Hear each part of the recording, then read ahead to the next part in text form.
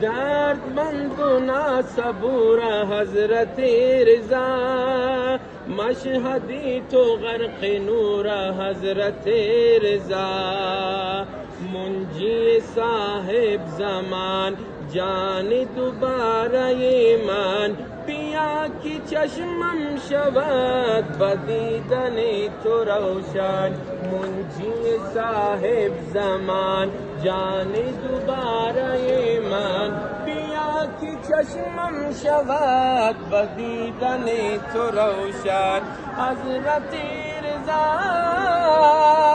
راه ظاهری تو دور حضرت رضا، دردمند و ناصبور حضرت رضا، مشهدی تو غرق نور حضرت رضا، حضرت رضا راه ظاهری تو دور حضرت رضا،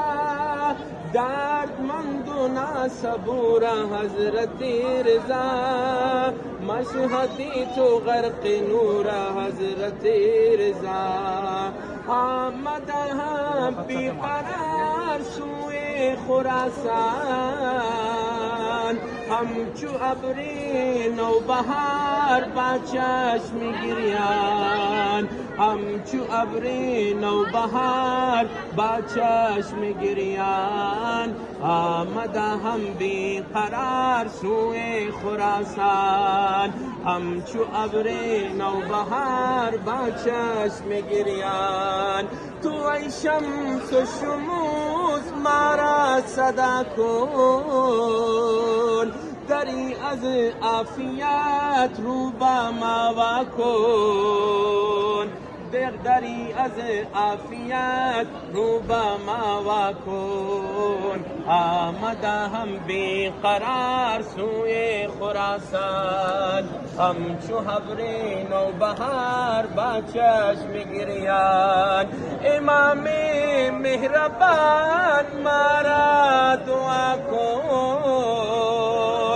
بلطفت گوش چشمی سوی ما کن، دلم را روشن از نور خدا کن، آمده هم بی قرار سوی خراسان، همچو ابر